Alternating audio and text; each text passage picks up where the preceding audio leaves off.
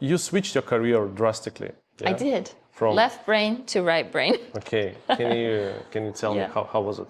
I think so. There was a book maybe about 15 years ago called The Excellent Sheep or something like Excellent Sheep. Yeah. And the sensational tagline was "Don't send your kids to the Ivy League."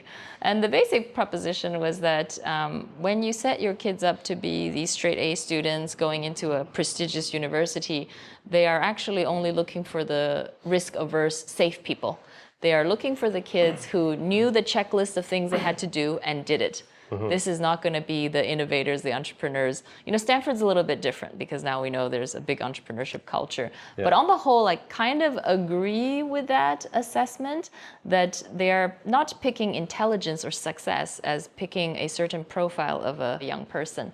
So I went into that university environment intending to major in French. Mm-hmm. And then September 11 happened, my second year at university. And then all around me, I saw people with Chinese passports. My friends were getting rejected, so they could not go back to university. And at that age, when you've spent your entire life working up to this goal of having a good degree so you can have a good job and do the right thing to your family or for your parents, that was scary. And I kind of pivoted, which a lot of liberal arts majors, I think, at the big universities in the US will do. You don't have to look very hard for investment banking or management consulting jobs to come to you. If you're an engineer, then, you know, Google, Facebook, all of these, Microsoft, these companies are all coming to you. So I went into finance kind of as a way of having a work visa to stay in the US, as a way of making some money so that I feel like, you know, I did justice to my parents for this expensive, you know, path of education that I've taken. I was good at it, but I often felt like I was a left-hander writing with my right hand.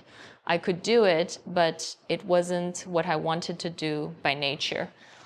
In my 20s, my father passed away, and in the China that I grew up, there was no spirituality framework. So there was no narrative of why people die, why good people die young. And there was also no, I think, framework for talking about it emotionally.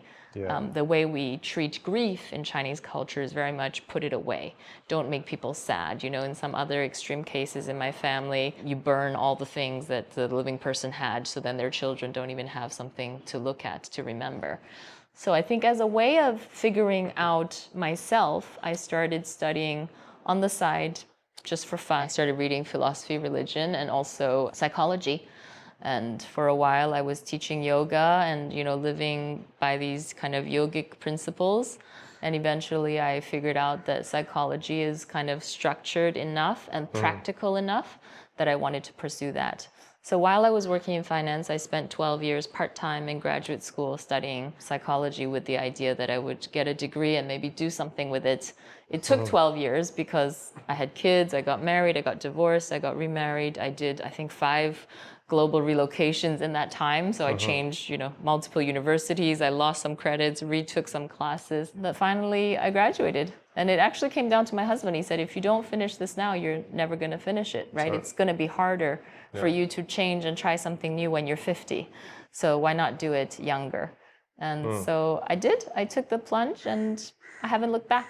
I think this is the perfect job for me for the maybe second half of my life. It's also a job that offers me as a working mother flexibility. You know, in the modern capitalist economy, there are very few interesting jobs that pay you well, that are respectable, that you can do part-time.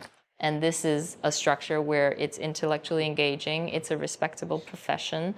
You know, I'm fairly remunerated. And I get to say I can go into clinic on Tuesdays, but not Wednesdays, and I'm going to take 3 weeks off in the summer. That was impossible in my previous profession. Right? In finance, you're always trying to prove that you're the hungriest one so that you keep getting promoted and, you know, being given bigger opportunities.